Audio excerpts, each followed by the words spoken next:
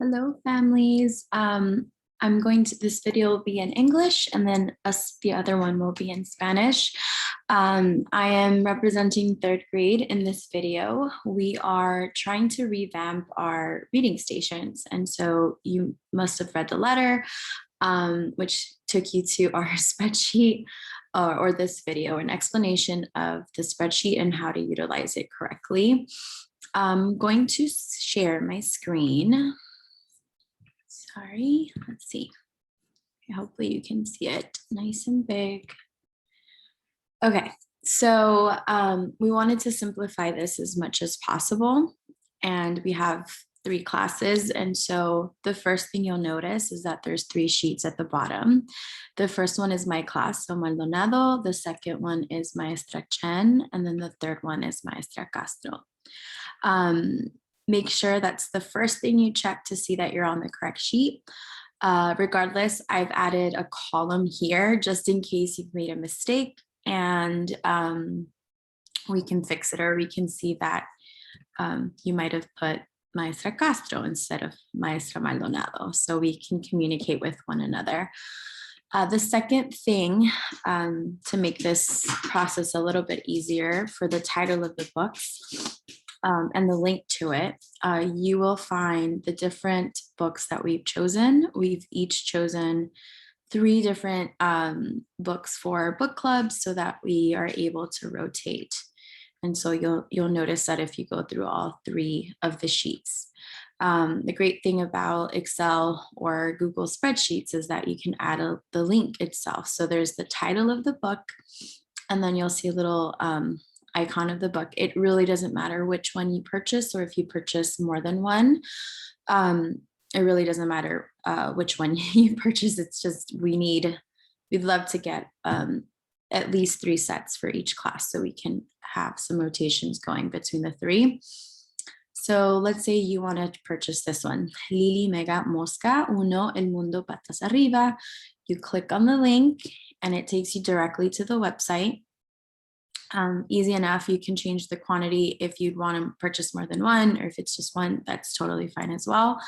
You click add to cart, and then, very similar to what you've probably done with your online purchasing. Like once you're ready to purchase, you can purchase, go through here, proceed through checkout.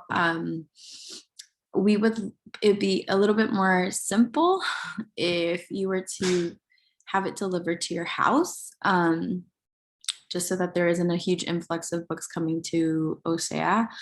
And so this would be easier if you had it delivered to your house, and then your child or your student you can drop it off in the main office for us with obviously our names on the box somewhere.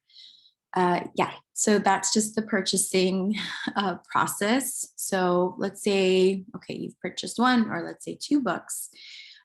We want to keep track of it. We want to know what each class has been able to purchase so that we can kind of figure things out if we need to purchase more, or, ask other family or friends to help us.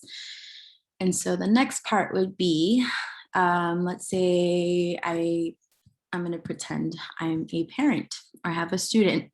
Let's say my student's name, my son, Rylan. So I would go, you just have to click into the cell, and I would write my son's name, pretending he's in my class. And in parentheses or right next to it, let's say I purchased 2 books. I would put 2 books, and I would leave a comma for the next person.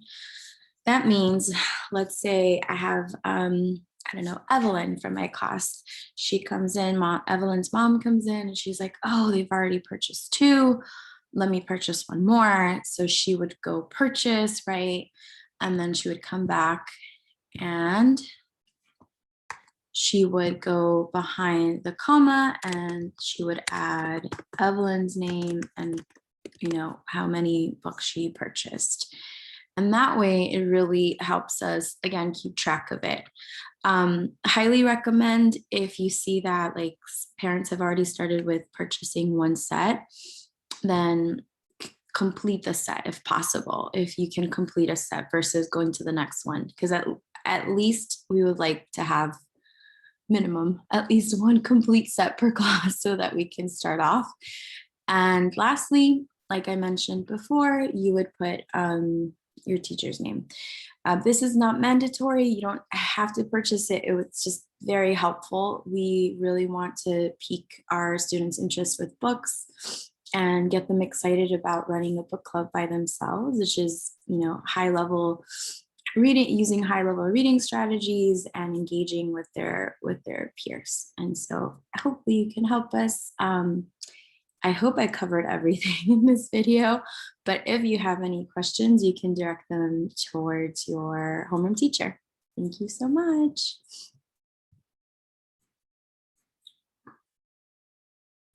Do you know how to stop recording? Okay.